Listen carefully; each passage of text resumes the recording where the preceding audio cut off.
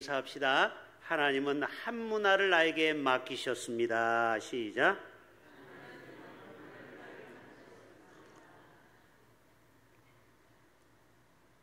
마태복음에는 2달란트, 1달란트, 2달란트, 5달란트.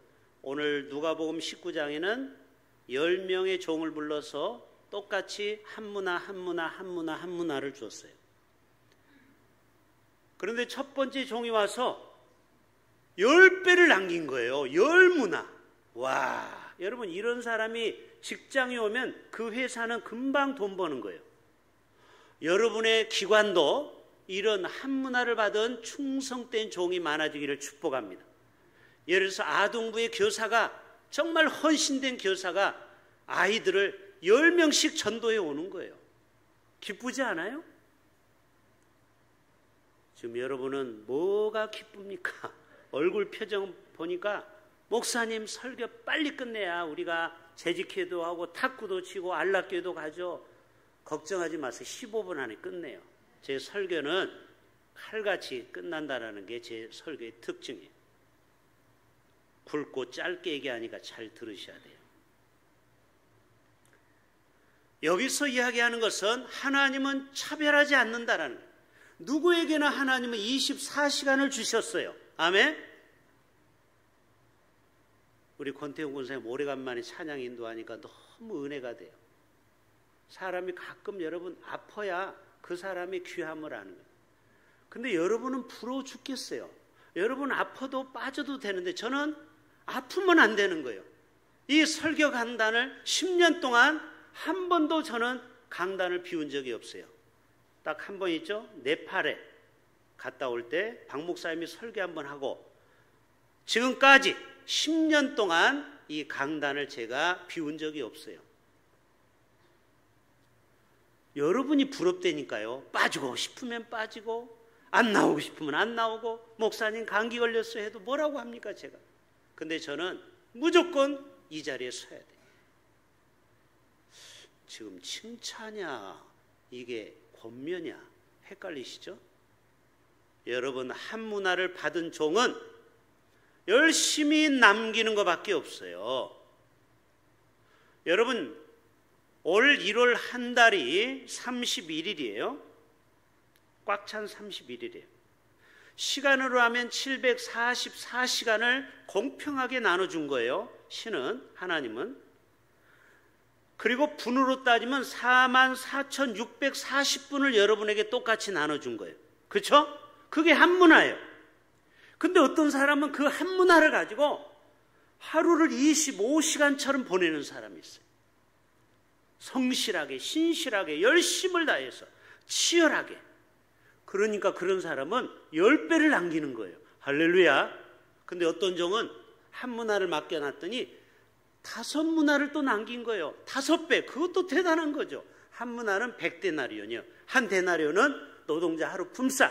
다시 말해서 한 데나리온은 1,000,000원이라는 거예요. 자, 여러분에게 1,000,000원씩 다 나눠줬어요. 그런데 여러분이 1년 후에 장사를 해서 1억을 번 거예요. 주인이 기쁘겠죠. 두 번째 사람은 5배, 5,000,000원을 버는 거예요.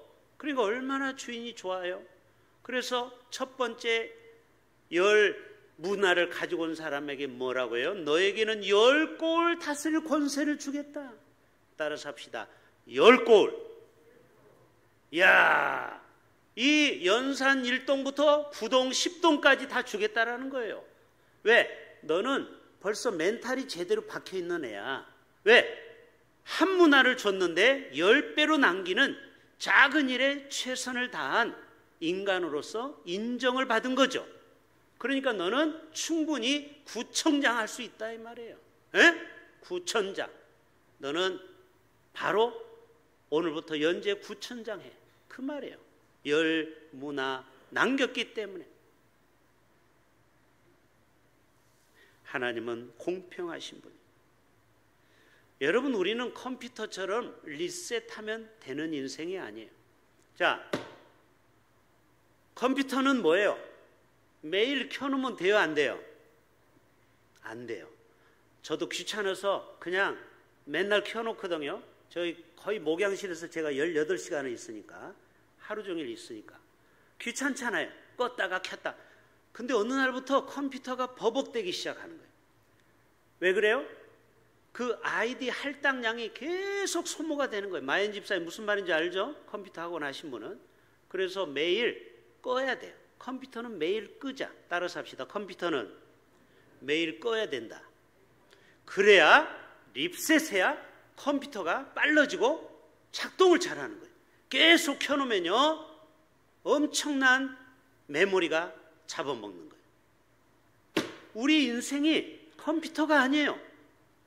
립셋 해가지고 껐다 키면 되는 인생이 아니라는 거예요.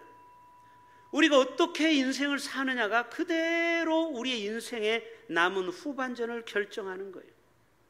그래서 우리의 인생은 라이브 생방송이에요. 따라서 합시다. 우리의 인생은 재방송이 아니고 생방송이다. 재방송은 잘못 살았으면 그걸 편집하면 되죠. 그러나 인생은 이미 실수하고 잘못한 건 도려낼 수가 없는, 편집이 안 돼. 그래서 여러분 인생은 하루하루를 정말 조심하게 성실하게 신실하게 한문화 받은 종처럼 살아가야 될 줄로 믿습니다. 왜? 인생은 너무 짧기 때문에. 예수님 말씀하죠. 너희는 모든 민족을 제자로 삼아 아버지와 아들과 성령의 이름으로 세례를 베풀고 내가 너희에게 분부한 모든 것을 가르쳐 지키게 하라. 볼지어다 내가 세상 끝날까지 너희와 항상 함께 있으리라. 아프리카의 위대한 탐험가 선교사 리빙스턴, 오늘 아침에 아프리카 언어를 했다고 했죠. 찬양대가. 재밌대요. 그 말이 언어가요. 아프리카 밀림에서 이 열병에 걸려서 죽게 되었어요. 그때 리빙스턴이 이런 얘기했어요. 잘 들어보세요. 제가 늘 쓰는 말이에요. 우리 교인들한테. 사명을 가진 자는 절대 죽지 않는다. 따라서 합시다. 사명을 가진 자는, 한 문화를 받은 자는 결코 하나님이 안 데려가신다. 네? 지난주에 차요철 성도가 50에 죽으니까 어떤 장로님이 아유 내일 아침 내가 이거 살아있을지 걱정이 된다고. 장로님! 걱정하지 마세요. 장로님은 재정위원장을 맡고 있잖아요. 장로님이 죽으면 우리 교회 재정은 누가 봅니까? 절대 안 데려가. 걱정하지 마. 편히 주무시라고 그랬어요. 저는 그런 자신감이 있어요. 여러분, 저는 지금까지 놀랄 준비하세요. 한 번도 병원을 간 적이 없어요. 제가 우리 교회 와서 33번째 얘기하고 있어요. 제가 건강을 자랑하는 게 아니에요. 저는 삶에 있기 때문에 하나님이 저를 코로나로부터 통과, 감기로부터 통과, 하나님은 이 강단에 설 수 있도록 새벽을 매일 제가 해야 되기 때문에 일주일에 한 번만 우리 박종훈 사람이 하잖아요. 그래도 저는 뒤에 앉아서 예배에 참석해요. 1년 365일을 새벽을 깨우고 있어요. 여러분은 저의 이 하나님이 저를 붙드심에 대해서 여러분은 잘 모르시나 본데요. 정말 사명을 제가 갖고 있기 때문에 하나님은 저의 생명을 주관하여 주시는 줄로 믿습니다. 어떤 사람은 라진성 집사님처럼 병원 가기를 싫어해요. 왜요? 병원에 가서 선생님 암입니다. 이 소리 들을까 봐 병원을 안 간대요. 여러분 걱정하지 마시고 병원 정기검진을 하세요. 예? 아프면 다 고쳐줘요. 현대의학이 얼마나 좋아요. 염려하지 마세요. 여러분이 사명이 있으면 하나님이 절대 일찍 안 데려간다 이 말이에요. 사도 바울을 좀 보세요. 예? 사도 바울. 야, 이 사도 바울을 제가 한번 오늘 찾아보니까요. 이 사람은 여러 번 죽을 위기를 넘겼어요. 그렇죠? 근데 한 문화를 끝까지 감당합니다. 매도 수없이 맞고요. 40에 감한 매 39대를 맞는 거예요. 왜? 40대 맞으면 죽을까 봐. 딱 한 대만 남겨놔. 그리고 그 다음날 또 불러놔. 상처를 좀 마데카솔 바르고 또 불러서 또 39대. 또 마운에 하나를 감한 39대를 5번이나 맞았어요. 태장으로 3번, 배가 3번 파손하는데요, 일주일이 깊은 바다에 있었대요. 자, 이게 과학적으로 가능할까요? 저체온증으로 죽어. 제 말이 맞아요, 틀려요? 바다에서 일주일 동안 물속에 있었다니까? 근데 어떻게 살아요? 성경이 다 거짓말이네? 아니요. 인간으로 볼 때는 저체온증으로 분명히 죽어야 되는데 하나님은 사도 바울을 살리기 위해서 일주일 동안 물에서도 살게 했다라는 거예요. 하나님은 기적을 베푸신 거예요. 한 번은 돌에 맞아 죽고, 여러 번 강의 위험과 강도 위험과 동족의 위험과 시내 위험과 광야 위험과 여러 번 자지 못하고 줄이고 목마르고 굶주리고 춥고 헐벗었으나 내가 달려갈 길과 주 예수께 받은 사명을 감당하면은 나의 생명조차 아끼지 아니하노라. 이게 바로 한문화를 받은 사도 바울. 저와 여러분도 한문화를 받은 사도 바울과 같이 끝까지 사명 감당하기를 축복합니다. 마지막 인생은요, 결산의 때가 온다라는 거예요. 네? 결산의 때. 따라서 합시다. 뿌린 대로 거두게 됩니다. 자, 여러분 젊었을 때 열심히 산 사람이 있어요. 성실하게, 신실하게. 그런 사람은 인생의 후반전이 해피해요. 그런데 젊었을 때 맨날 놀고 계획성 없이 돈을 막 써버리고 탕자처럼 인생을 갈팡질팡 엉망진창으로 살아가는 사람은 인생의 후반전에 병으로 쓸쓸히 고독사로 죽습니다. 저는 그런 사람을 수도 없이 봤어요. 자식도 떠나요. 왜? 부모가 제대로 부모 역할을 못하기 때문에. 마지막은 아내마저 떠납니다. 비참하게 할아버지 혼자 살아가는 사람이 많아요. 노인네가. 왜 그래요? 젊었을 때 가족을 안 돌보니까 가정이 나중에는 버리는 거예요. 당신 필요 없어. 황혼이혼이 유행하는 거 알죠? 일본에서. 여러분, 뿌린 대로 거두는 거예요. 한문화를 받았으면 열심히 일해서 가족을 부양하고 자식들한테 존경받는, 아내한테 존경받는 남편이 돼야 되는데 그렇지 못한다면 여러분, 그런 인생은 얼마나 불쌍한 인생이겠습니까? 그런 사람은요, 나중에 쓸쓸히 죽을 때, 저도 장례를 많이 치러봤거든요. 독고사 장례하는데요, 아무도 안 와요. 친척도 안 와요. 그런 사람만 장례를 치러줘요, 국가에서. 예? 여러분, 그런 인생을 살면 안 됩니다. 절대로. 왜 우리가 죽을 때 쓸쓸히 죽어야 됩니까? 가족과 친척들이 다 와서 애도하고 슬퍼하고 울어줄 수 있는 저와 여러분이 되어야 할 줄로 믿습니다. 그러려면 여러분에게 맡긴 한문화를 남기셔야 돼요. 그거를 꽁꽁 한문화를 받은 사람처럼 땅에다 묻어버리면 안 돼요.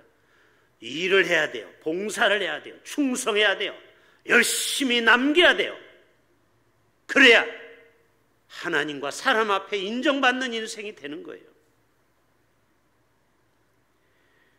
뭐라고 그랬어요? 마태복음 25장 21절에 잘하였도다 착하고 충성된 종아, 내가 적은 일에 충성하였음에 내가 많은 것을 내게 맡기리니 내 주인의 즐거움에 참여할지니라.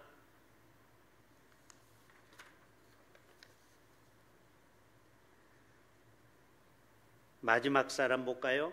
이 세 번째 사람은 20절 21절에 주인이여 보소서 당신의 한문화가 여기 있나이다. 내가 수건으로 쌓아 두었나이다. 이는 당신이 엄한 사람인 것을 내가 무서워함이라. 당신은 두지 않은 것을 취하고 심지 않은 것을 거두나이다. 하고 잘난 척했어요. 나 멋지죠? 나 망하지 않았어요? 이 본전은 가지고 있었잖아요. 칭찬받을 줄 알았어요.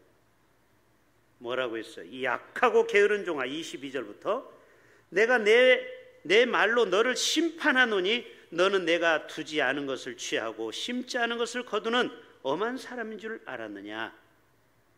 무릇 있는 자는 받겠고 없는 자는 그것도 빼앗. 그래서 어떻게 됐죠? 한문화 가진 사람은 그 한문화를 빼앗아 가지고 10문화에 있는 사람한테 줬어요. 그래서 그 사람은 총 몇 개? 11개가 된 거예요. 이해되세요? 아니 10개를 남겼잖아. 거기다 또 한 문화 받은 사람까지 뺏어서 줬으니까 11개야 12개야. 한번 생각해 봐요. 여러분 이거를 뭐라고 하느냐? 영적 빈익빈 부익빈이라고 하는 거예요. 따라서 합시다. 영적 빈익빈 부익부. 가난한 자는 계속 가난해. 이 땅에서 부자는 계속 부자야. 왜 그래요? 이게 자본주의 사회의 특징이에요. 영적인 원리도 똑같아요. 은혜 받는 사람은요 항상 어디 가든지 은혜 받아. 계속 은혜 받아. 막 차고 넘쳐. 그러니까 말씀을 들어도 은혜가 넘치고 찬양을 들어도 눈물이 흘고 대표기도 하시는 장로님의 기도를 듣고 감동을 받아. 그런데 영적으로 패싹 말라비튼 사람은, 은혜가 떨어진 사람은 설교를 들어도 은혜가 안 되고 찬양을 해도 은혜가 안 되고 대표기도 하시는 장로님 기도를 평가하는 거예요. 왜 오늘은 기도가 길지? 시간 보고. 이게 뭐예요? 나에게 은혜가 떨어진 사람의 특징이 그래요. 저와 여러분은 은혜가 풍성한 사람이 되어서 우리의 인생에 넘치는 그러한 삶을 살아가시기를 축복합니다.